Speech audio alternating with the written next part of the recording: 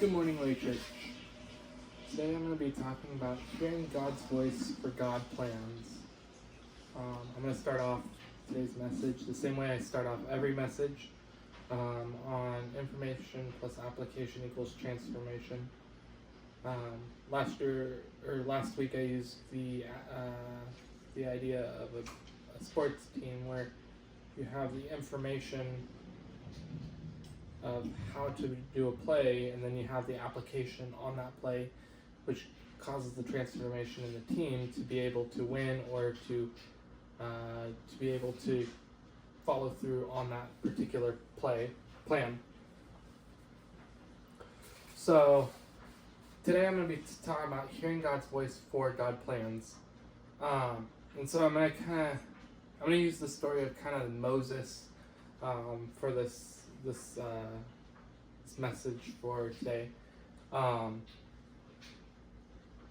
So for those of you who don't know who Moses is, he was a Hebrew, and during when he was a baby, the Pharaoh of Egypt at that time wanted to kill off any newborn Hebrews boys, and so Moses' mom made a basket and put him in the basket and put him on the Nile, and Pharaoh's daughter ended up finding him.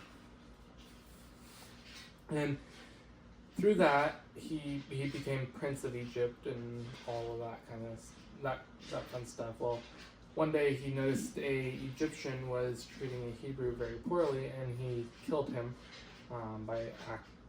it was by accident mainly, but and then he banished himself out of Egypt and all that fun stuff. But with that put aside, while he was banished out of Egypt, he came across a burning bush. And this burning bush happened to be God. And God was talking with him. And in this burning bush, the bush itself was not burnt. It was just flames, but no burning. So, with all that background now, I'm going to go to Exodus 4:10-17.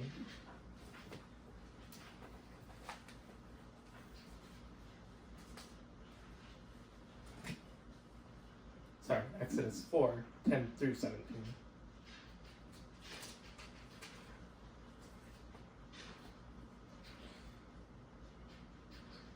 So it says, but Moses said to the Lord, so this is while he's talking to God in the burning bush. But Moses said to the Lord, "O my Lord, I am not eloquent, either in the past or since you have spoken to your servant, but I am slow of speech and of tongue." When the Lord said to him, "Who has made man's mouth? Who makes him mute, or deaf, or see, or blind? Is it not I, the Lord? Now, therefore go, and I will be with your mouth. I will be with your mouth, and teach you what to say."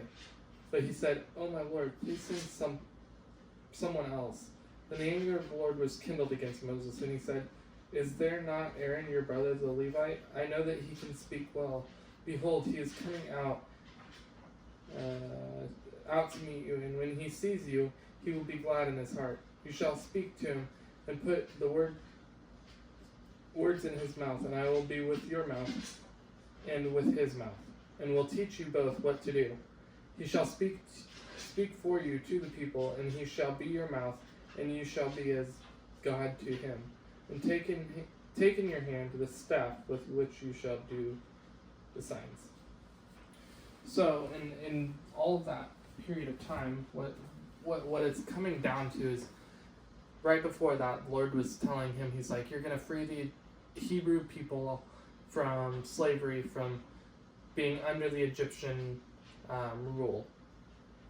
And so during that, God's like, you're going to be my tool that I'm going to use to free the Hebrew people.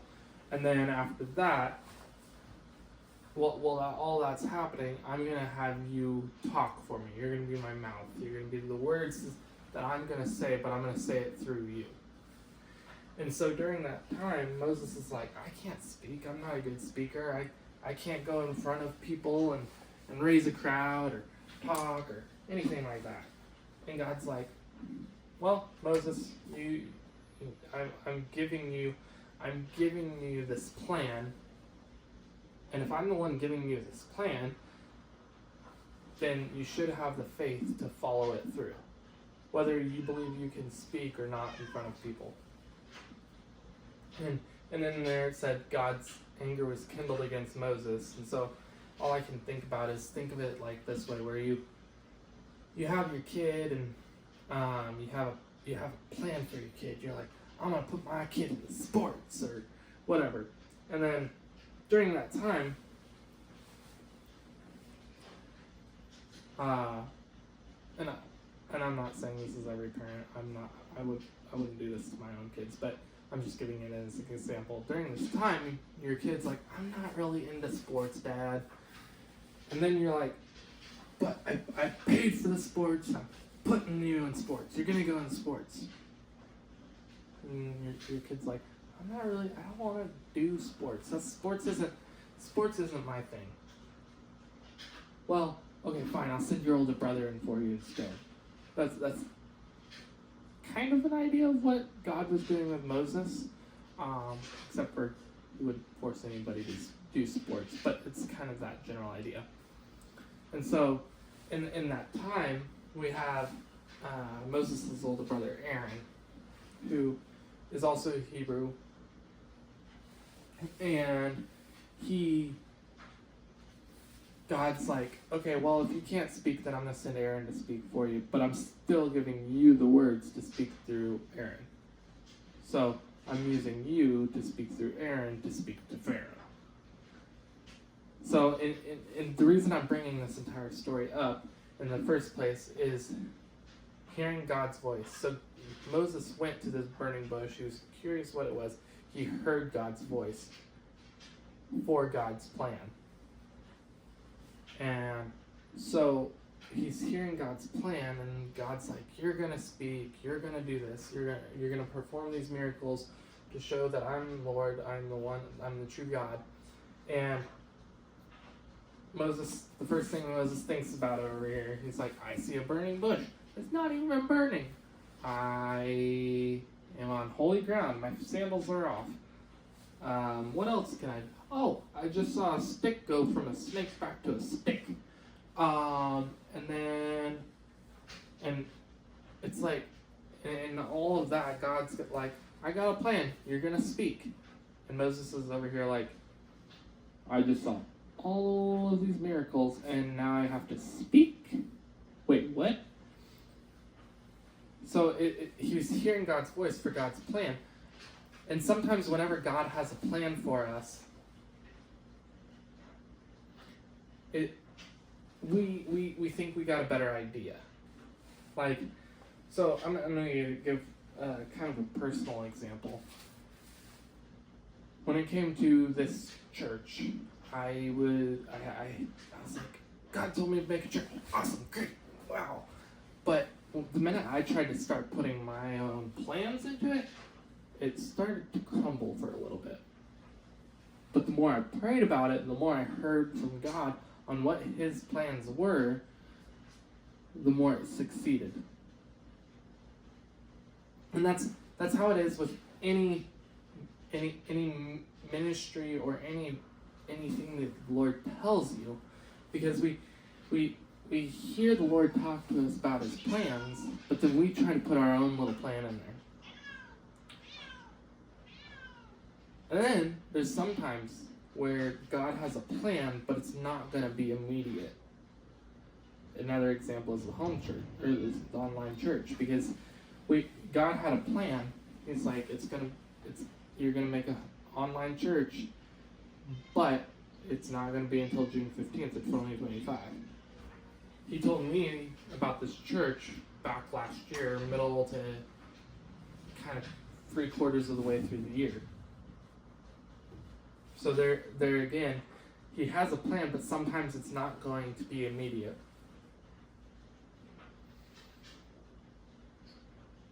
And then, kind of back to the idea of Moses and Aaron, sometimes He'll send a second person or third person or fourth person, however many people we need. Sometimes He will send another person to complete the plan. He might give, I'm going to give kind of example for now. Say he's like, you're going to start the home church, but you're going to have another person help you. Okay, great. But, so there's that too. So sometimes God has a second or third person to be the completion, be the last puzzle piece per se for his plan.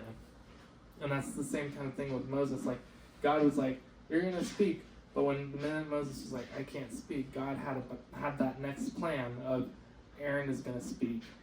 I'm going to talk through you. You're going to talk through Aaron. And he's still going to get his point across.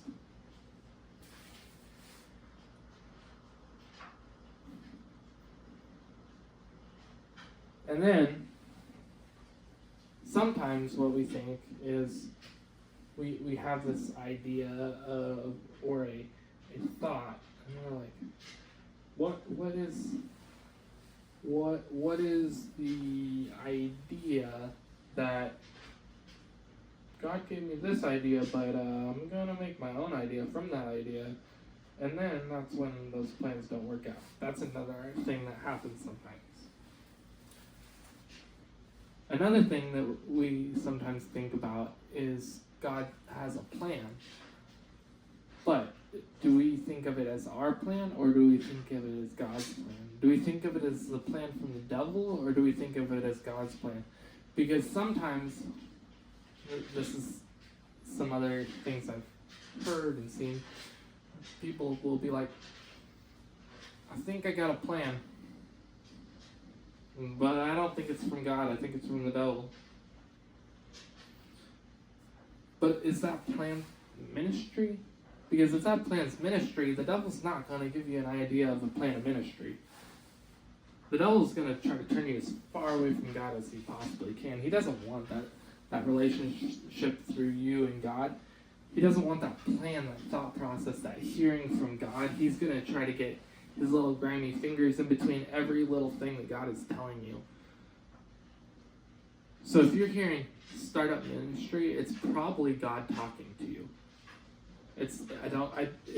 The devil very rarely ever will give us any reason to start up ministry, unless he knows that it's going to harm us in some way.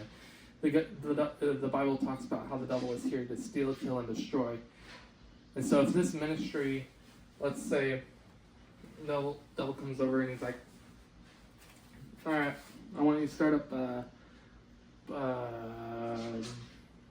let's just say, I want you to start up a Christian rock band, all right? You grew up with Christian music, and so you think it's innocent. You're like, oh, okay, whatever. And so you start going on the road with your band members and all this other stuff, and eventually you start losing the fact of your family. Or you start losing the fact of your friendships, or you start losing the fact of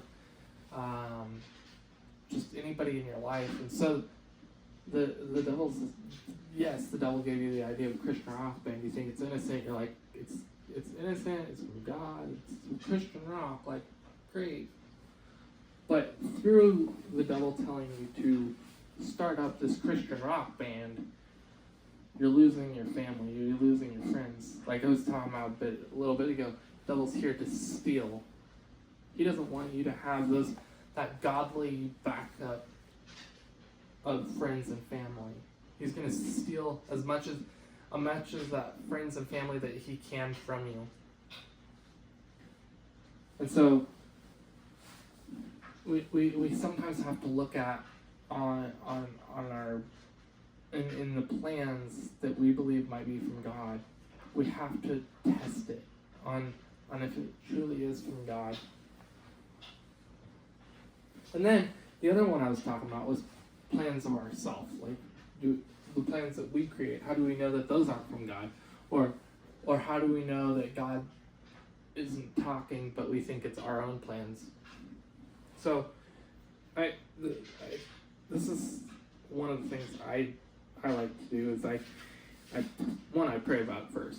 I'm like, Lord, was that truly your plan, or was that my own plan? Because if that's my own plan, if I do want to do that, I still want to ask for his blessing for that plan. But in the fact that he may not have that blessing, then we know not to go back to that particular thing, a particular plan that we had in our mind that may not have been God's plan. Because maybe God is over here and he's like, I got a way better plan for you. You're over here and you're like, I'm going to start a small business. And it's going to turn into Walmart industry style business. It's going to go big. God's over here like, wait 5 more years, you're going to take over Walmart.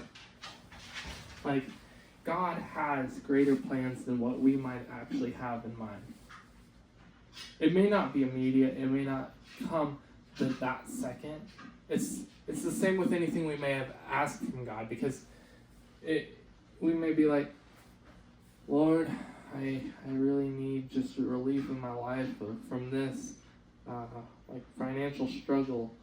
And Lord's like, that financial struggle is what's helping you get closer to me. Sometimes he uses things like that. He's got plans. Sometimes we have to hear God's voice, spend time in God's word, spend time on a regular basis. Going back to the whole idea of the first Sunday I was speaking on the Father heart of God, sometimes we have to get in that position of being with the Father and saying, hey, I'm struggling. What is your plans for my life? Because me now as a dad of a 3-year-old and of an 8-month-old, I want to make plans for my kid's life. I want them to go to college, or I want them to be able to do what they want to do as well, but it's like, I want them to succeed in life. And that's the same plan that God has for our life. He wants us to succeed. So if we're over here struggling, he doesn't want us to struggle.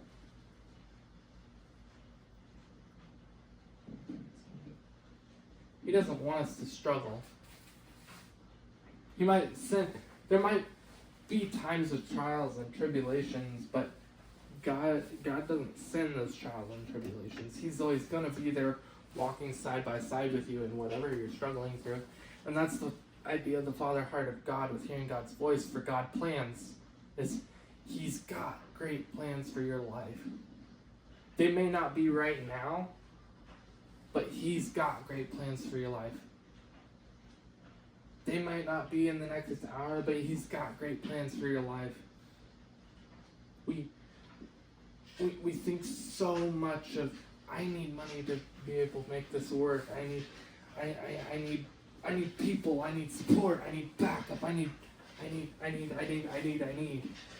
But we don't think about what God's plan is in that moment, in that circumstance.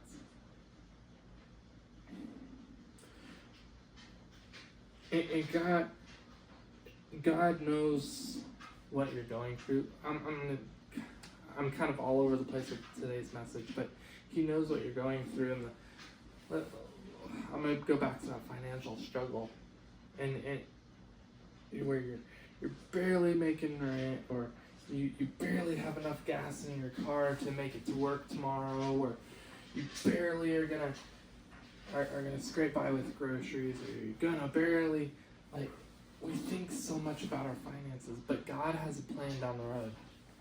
You might be struggling now, but 3 years from now, you're gonna be the head of a multi-billion-dollar company. I don't know, but he's got great plans for you. And I don't want you to just drop whatever you may be thinking of or doing. Try to fight it in your own will.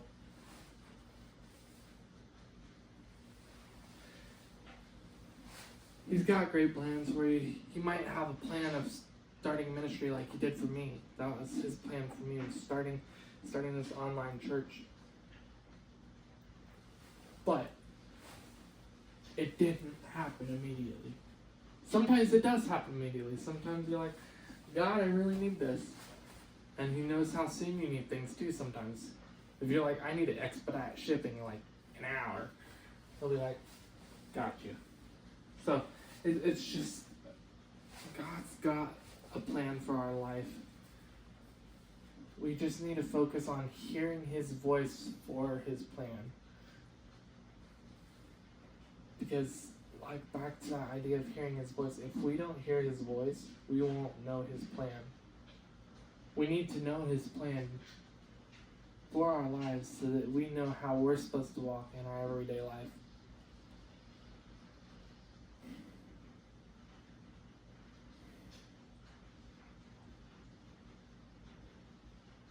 I'm gonna give another example of the plan that God had for my life, because it just kind of ties into kind of what we're talking about. So when I first started getting into doing like ministry stuff at my old I was at my old church, and I felt the Lord call me to start up children's ministry at our own church. We didn't have any children's ministry, and we had a bunch of kids but no children's ministry. So I felt like the Lord was telling me to start up that children's ministry. So I go into my pastor and I'm like, I feel like I'm supposed to start up this children's ministry. And I'm like, what should I do? And he's like, listen for what God has planned for you. There we go, back to the God plan. And so I started praying. I was like, Lord, what do you want me to do? I feel like you're telling me to start this children's ministry. Like, how should I go about it? What should I do? And he was like, you're going to start it, but these are your steps. And sometimes he'll give you steps. Sometimes it won't, like I've been talking about, it won't be immediately. Sometimes there'll be steps. He'll be like, all right, step 1. There you go. All right, check, done. All right, time for step 2. Check, done. All right, time for step 3. Check, done. So he'll send us different steps on sometimes on how we should get to that the grand plan. And so in this situation, I was praying and I was like, Lord, what do you want me to do? And he's like, this is your plan. I'm going to send you to a schooling called YWAM, Youth with a Mission. And in this, you're going to learn how to be a disciple of Christ. I took their first school called DTS, Discipleship Training School. And so being a disciple is showing God to people through the love of Christ and through street ministry and all that other stuff like that. And so I went to Thailand on that, and we were sharing with them on who God is and all that kind of thing. But then I get back from the outreach, and I get back and I'm like, sweet, all right, time to go. I'm going to start up this children's ministry. I'm going to get home. I'm going to start up the children's ministry. Great. Nope. The last week of my DTS, they were talking about a school called SOMD, School of Ministry Development. And I was like, okay, that's not for me. I'm supposed to go home after DTS, start children's ministry. Great, awesome, wow. While I was home, though, for about a week, I was praying, doing my quiet time, talking with the Lord, what He wanted me to do. In every single one of those times, I felt like the Lord was saying SOMD, School of Ministry Development. And I was like, Lord, you told me to start children's ministry. Whenever you want me to do that, I started getting kind of impatient. The Lord was like, you're starting a children's ministry, but you got to do this first. You're still doing it. Do this first.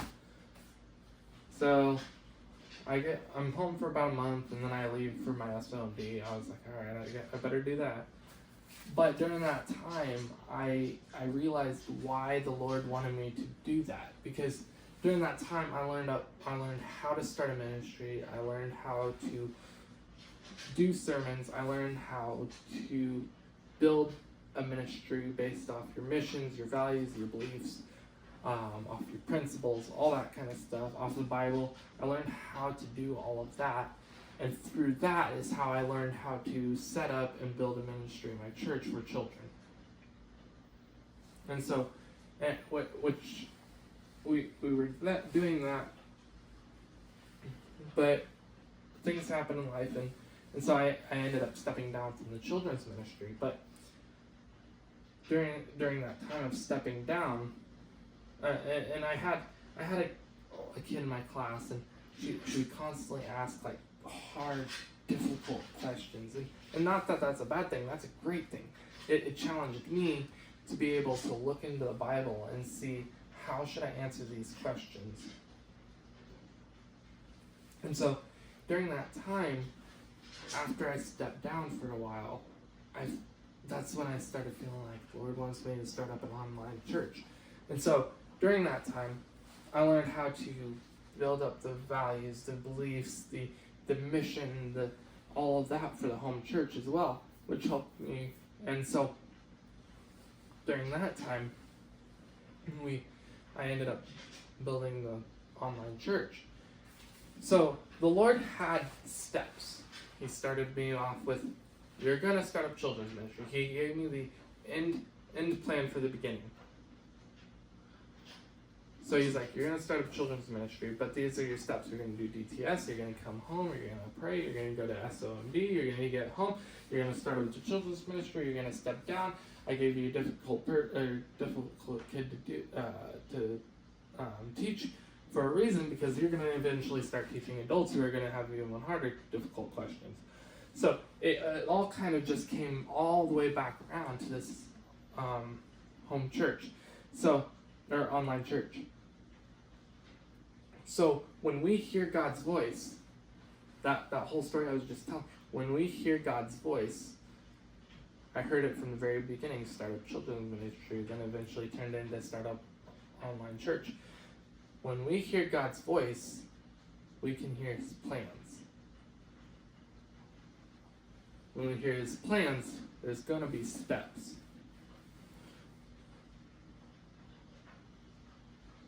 They're sometimes not going to be immediate. Sometimes we need other people. And sometimes we have to keep our own plans out of the way of God's plans. So with this all being said, I'm going to wrap us up in prayer.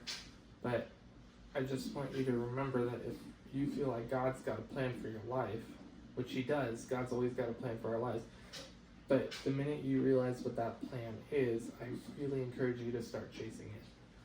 Whether it is taking different steps or what have it be, but I just encourage you to start chasing whatever that plan is that God's got on your life. So I'm going to close this out in prayer. Lord, I pray for whoever's listening to the message for the day. I pray that you just show them what your plans are for their life, whether it be ministry, whether it be just being a friend to people. Sometimes that's the ministry as well. And I just pray that you just show them what your plan is on their life, and that they will be able to see you in everything they do on a regular basis. And I pray that they just hear the true gospel of who you are and your plans on their life. In Jesus' name, amen.